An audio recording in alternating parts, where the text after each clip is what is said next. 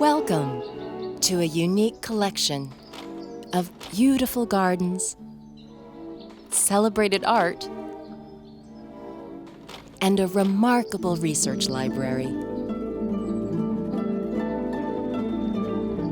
So, just how did this place come to be?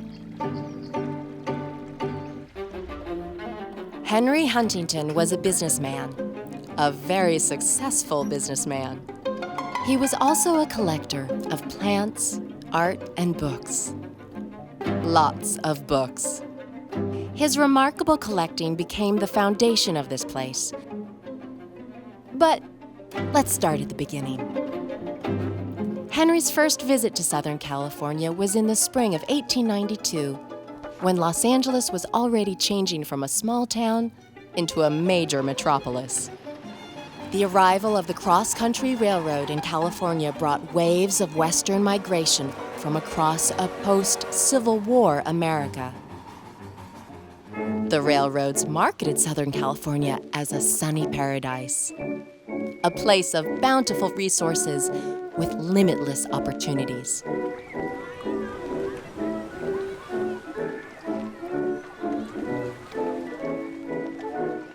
On that first visit, Henry stayed as a guest on the working ranch that was this property. With its fragrant air and stately oak trees, Henry, a native of New York, was hooked.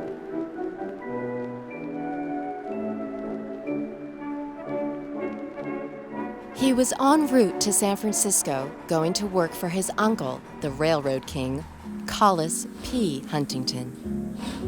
Uncle Collis was the wealthy ringleader of the Big Four, owners of the Southern and Central Pacific Railroads. Their fortunes had swelled with the completion of the first transcontinental railroad back in 1869. The U.S. government had granted extensive land rights and paid thousands of dollars to the railroad companies for every mile of track laid. While thousands of railroad workers did the heavy lifting, the Big Four struck the big deals. America's Gilded Age was ushered in.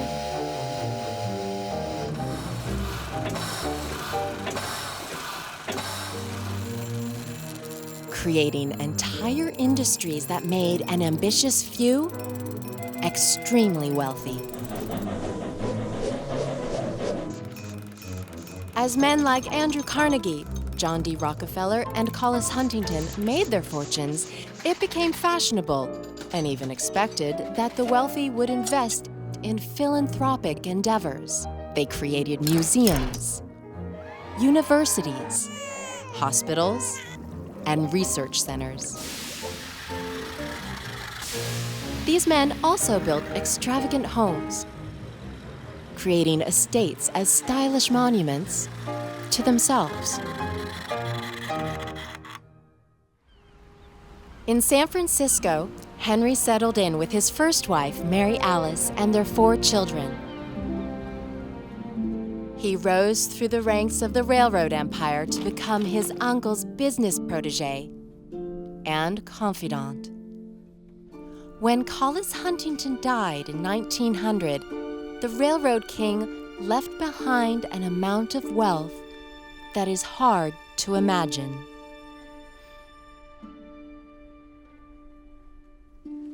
Shares from Collis's mammoth railroad stocks were divided between his favorite nephew Henry and Collis's second wife, Arabella Huntington. Collis had met her 30 years earlier while still married to his first wife, Elizabeth. Arabella had 1 child, Archer. In all likelihood, he was Collis's son. After Collis's death, Arabella spent the next few years traveling between her New York and Paris apartments. She wore her wedding ring and dressed in black for the rest of her life. With the settling of the estate, a correspondence developed, and a relationship deepened between the 2 heirs. Arabella spent lavishly in Europe on clothing, artwork, jewelry, and furniture. The sum total of her purchases brought back from Europe in 1902 was the largest amount ever declared by a traveler in the port of New York. Meanwhile, Henry turned his attention to Southern California. With his business partners, he incorporated the Pacific Electric Railway Company in 1901. The PE, or red car system, whisked Angelenos from downtown Los Angeles to the quickly expanding suburbs, where they could purchase property from one of Huntington's own real estate companies. Envisioning a burgeoning city served by his rail systems, he bought up land and invested in power and water. The profits rolled in.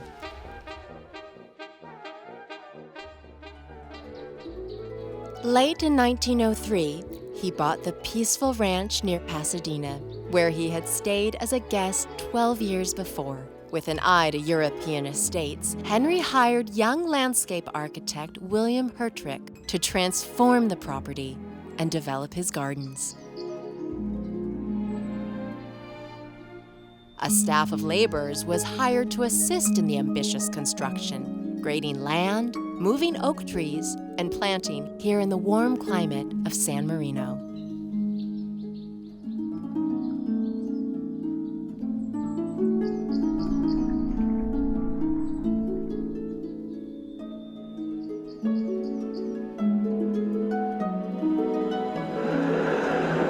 With more and more people arriving to the land of sunshine and avocados, Henry's Los Angeles investments soared.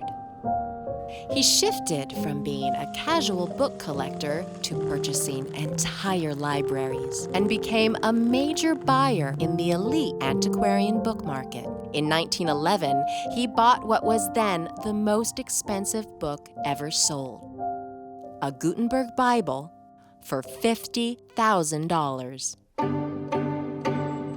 With his first marriage over, Henry settled permanently in Southern California on this property. Architects Myron Hunt and Elmer Gray were hired to design Henry's dream home. Henry wrote to Arabella about the house.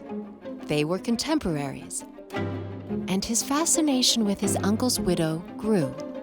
A sophisticated tastemaker herself, she encouraged Henry to begin collecting art, enlisting her longtime art dealer, Joseph Devine, to decorate the mansion. Many details of the home were custom crafted in Europe. They were shipped across the Atlantic and freighted across the country by private rail right to the estate. Between 1907 and 1909, Henry spent $2 million on paintings, decorations, furniture, and statuary. 3 years after construction began, the Huntington mansion was completed in 1911. The press called it Huntington's Palace.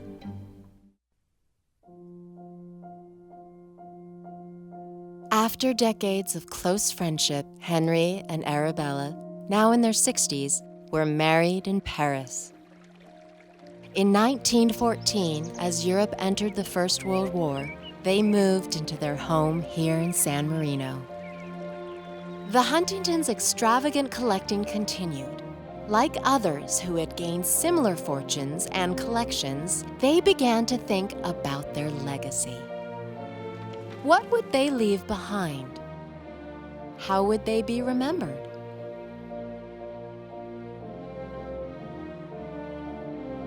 With an assembled board of trustees, including Archer Huntington, Henry and Arabella co-signed a deed of trust in 1919, endowing the estate as a research and educational institution to be open to the public upon their deaths.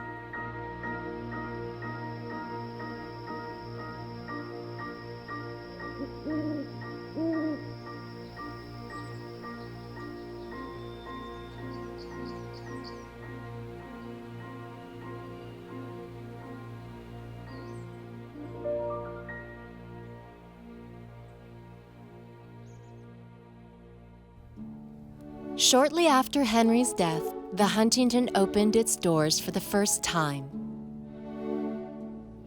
Following the directions set by its founder, the collections have continually grown, with some shifts in emphasis. including materials related to California and the West, and an expanding American art collection.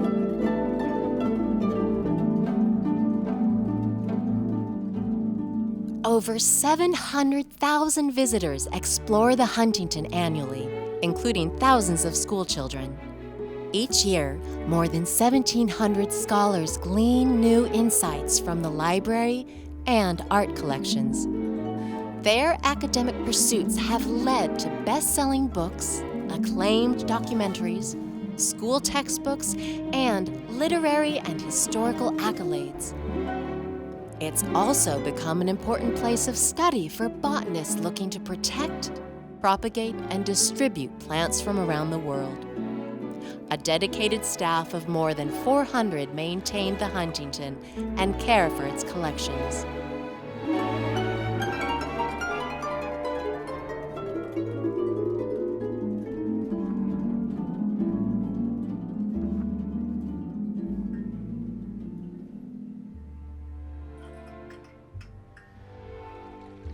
Welcome to the Huntington.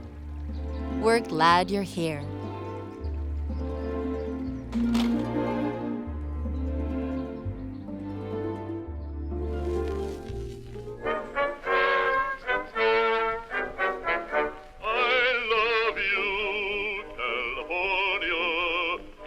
Greatest state of all.